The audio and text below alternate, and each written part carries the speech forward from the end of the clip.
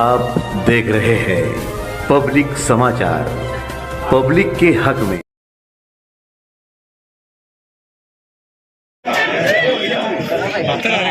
हमारे सदर साहब,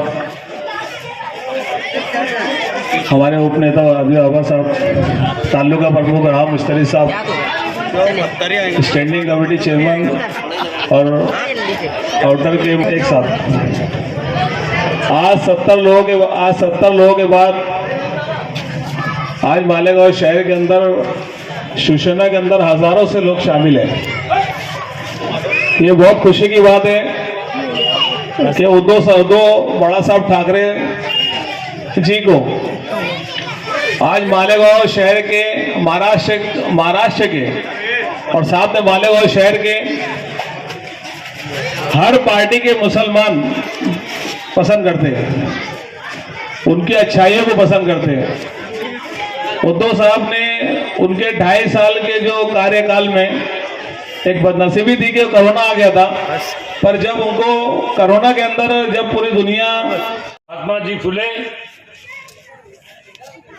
कर्मवीर भाऊसाहेब हिरे, बाला साहब जी ठाकरे, इन सभी को याद करते हुए आज के तड़वी नगर शिवसेना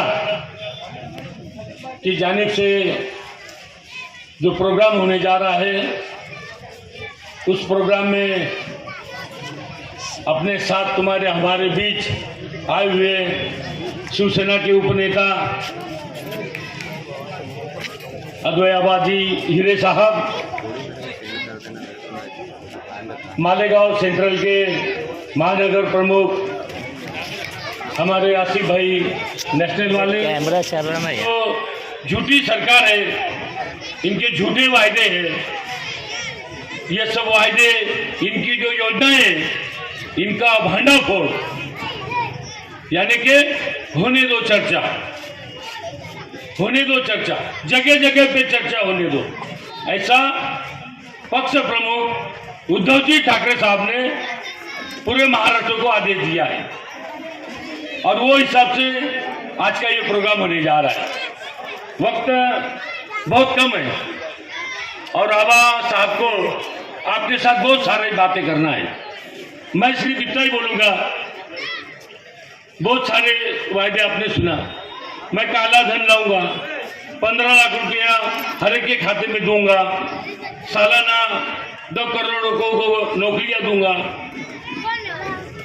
स्मार्ट सिटी बनाऊंगा, बस ये सब बातें। जो गंगा नदी को, जिसको हमारी हम माता बोलते हैं, वो गंगा नदी में सैकड़ों लोगों की लाशें तैर रही थी, उनको जलाने को जगह नहीं थी, इतने लोग मर रहे थे।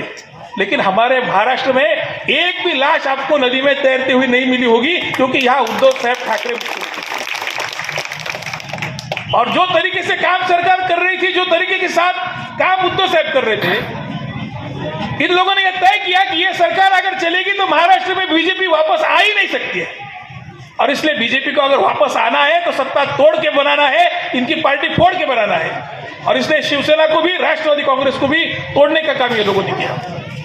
पार्टी के जो हमारे विधायक थे उनको 50-50 करोड़ में खरीद लिया गया, और 50-50 करोड़ में खरीदने के बाद सिर्फ वहां तक वो रुकते और सिर्फ सियासी सोच उनकी होती तो मुझे उसमें कोई अफसोस नहीं होता, क्योंकि पार्टियां बनती है, पार्टियां बिखरती है, फिर से खड़ी होती है, वो तो सियासत पे चलते रहता है। क्योंकि किसको विधायक बनाना है, किसको नहीं बनाना है, ये आपके हाथ में है, ये आवाम तय करेगी।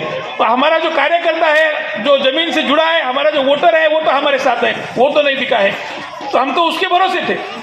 लेकिन यहां तक चले गए कि जब उद्धव ठाकरे साहब की सेहत बहुत नाजुक थी, उनके वो जो रीढ़ की हड्डी होती है उसमें तकलीफ थी और उनका बड़ा ऑपरेशन हुआ था, वो घर से बाहर नहीं निकल सकते थे। ऐसे अवस्था में इन 50 गद्दारों को शिवसेना से निकाला गया। उसके बाद इलेक्शन कमीशन ने फैसला दिया कि शिवसेना हमारी पार्टी ही नहीं है, शिवसेना शिंदे गुट की पार्टी है। शिवसेना का जो चिन्ह था तीर कमान, वो भी हमसे निकाला गया और शिंदे गुट को दे दिया। अभी शिवसेना पार्टी अगर बाला साहब ठाकरे ने खड़ी की, उद्धव साहब के पिताजी ने, वालिद ने खड़ी की, तो जिसके वालिद ने पार्टी निकाली उसकी पार्टी नहीं है, आप कौन से हक से बोल सकते हो? तो ये बहुत बड़ी नाइंसाफी शिवसेना के साथ हुई है। और इसलिए आप जो देख रहे हो सारे महाराष्ट्र में शिवसेना के लिए जो लहर है, सारे महाराष्ट्र में जो आवाम शिवसेना को वोट देना चाहती है। और मैं ये सोचता हूं कि लोग सिर्फ आप चुनाव के दिन का इंतजार कर रहे हैं, चुनाव कब आएगा और मैं वोट कब डालूंगा, ऐसी अवस्था ये सारी आवाम की, सारी प्रजा की हो चुकी है। शिवसेना के साथ जो हुआ वही राष्ट्रवादी कांग्रेस के साथ होते हुए आपने देखा। शिवसेना कम से कम बाला साहब ठाकरे की पार्टी थी, राष्ट्रवादी कांग्रेस तो शरद पवार ने खुद पार्टी निकाली थी। और जिस दिन राष्ट्रवादी कांग्रेस की स्थापना हुई 11 जुलाई 1999 को, उस दिन शिवाजी पार्क में मैं खुद था और शरद पवार साहब और हम सब लोग वो स्टेज पे चरखा लेके बैठे थे, क्योंकि शरद पवार साहब जब पहले समाजवादी कांग्रेस चलाते थे तो उसकी निशानी चरखा थी। तो हमें उम्मीद थी कि शायद चरखा मिलेगा और वो चरखा लेके हम लोग बैठे थे। तो वो पार्टी के स्थापना दिन का मैं खुद साक्षीदार हूँ। फिर बाद में चुनाव आयोग ने वो चरखा हमको नहीं दिया, घड़ी का चिन्ह दिया और वो घड़ी राष्ट्रवादी कांग्रेस की पहचान हो गई। लेकिन जो शरद पवार साहब ने खुद पार्टी निकाली है, वो पार्टी तुम बोलेंगे अभी कि वो अजित पवार की है। आप देखो अभी 10-15 दिन में उनका फैसला आएगा कि राष्ट्रवादी कांग्रेस नाम भी अजित पवार को जाएगा, राष्ट्रवादी का वो घड़ी का चिन्ह भी अजित पवार को जाएगा। लेकिन जहां तक मैं सोचता हूं कि चुनाव चिन्ह, एक जमाना था कि जब लोग अनपढ़ थे, जब उनको नाम पढ़ने नहीं आते थे, जब उनको सीरियल नंबर पढ़ना नहीं आता था, और तब उनको चुनाव चिन्ह की जरूरत पड़ती थी। और तब वो अपनी पार्टी का क्या है, कांग्रेस का पंजा है तो पंजे पे बटन दबा, वो सिक्का मारो और खत्म करो, क्योंकि उसको पढ़ना नहीं आता था। आज का वक्त बदल चुका है। आज ज्यादा तो लोग पढ़ना लिखना जानते हैं, लोग सीरियल नंबर देखना जानते हैं और लोग पार्टी के नेता को जानते हैं। तो महाराष्ट्र में कौन उम्मीदवार है, इससे हमको कोई सोचना नहीं है। उद्धव ठाकरे साहब की पार्टी का उम्मीदवार है, शिवसेना उद्धव ठाकरे का उम्मीदवार है, शरद पवार की राष्ट्रवादी कांग्रेस का उम्मीदवार है, उसको आपको वोट देना है और ये आवाम तय कर चुकी है। इसलिए चिन्ह कोई भी मिले, अभी हमारा ये मशाल हमको चिन्ह दिए है, तो मैं सोचता हूं शायद वो समता पार्टी का भी केस चल रहा है सुप्रीम कोर्ट में, और उन्होंने कहा है कि मशाल हमारा चिन्ह है, तुम शिवसेना को नहीं दे सकते। तो ये भी बीजेपी की चाल हो सकती है, शायद मशाल अभी लोगों तक पहुंच गई है तो ये मशाल भी निकाल ली जाए। लेकिन मैं उस बात से डरता नहीं हूं, क्योंकि हमको चुनने की जरूरत नहीं है। अभी मार्केट कमेटी का चुनाव में जीता तो वहां कहा मेरा चिन्ह लोगों को मालूम था, वो तो नया चिन्ह लेके खड़ा था। लेकिन फिर भी लोगों ने इतने बड़े अक्सरियत से जिताया, इतने बड़े वोट से जिताया, तो आवाम जानते हैं अभी वोट डालना। तो हमें चिन्ह की जरूरत नहीं है, चिन्ह की फिक्र नहीं है। हम नाम देख के, सीरियल नंबर देख के, पार्टी देख के वोटिंग करेंगे। और मैं सिर्फ आप लोगों से यही उम्मीद रखता हूं कि जो कुछ मैंने मुस्लिम वोटर्स के बारे में देखा है, हमारे यहाँ हिंदू एरिया में जो परसेंट से वोट होती है वो परसेंटेज से यहाँ वोट नहीं हो पाती है। तो पार्लियामेंट के चुनाव जब हो गया, असेंबली के चुनाव जब हो गए, तो मैं आपसे ये उम्मीद करता हूं कि यहाँ वोटिंग का परसेंटेज कैसे बढ़े, क्योंकि आपकी हर वोट हमको मिलने वाली है इसका मुझे यकीन है। लेकिन वो ज्यादा कैसे मिले, वो ज्यादा कैसे मिले, इसके लिए हमको काम करना है।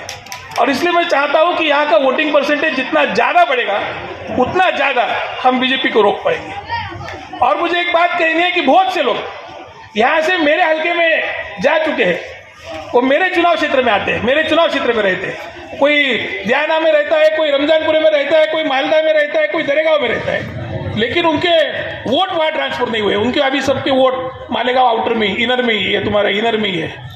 तो मैं उनको भी रिक्वेस्ट करना चाहता हूँ कि आप जहाँ रहते हैं वहाँ आपकी वोट ट्रांसफर कराइए। यहाँ कोई भी एमएलए चुन के आया तो वो बीजेपी के खिलाफ वाले आना है, आप कितना वोट दो या ना दो, लेकिन वहाँ अगर अपने को बीजेपी के खिलाफ एमएलए लाना है तो वहाँ वोट देना, यहाँ वोट देने से ज्यादा जिम्मेदारी की बात है। और इसलिए मैं आपसे अपील करूंगा कि जो जो लोगों के नाम वहाँ दर्ज नहीं होंगे, तो वो अभी ट्रांसफर चालू हो चुका है, उसकी मीटिंग भी हो चुकी है सरकार की तरफ से, वो अपनी वोट ट्रांसफर कर ले। आपका जो विकास है वो विकास करने के लिए शिवसेना कटिबद्ध है।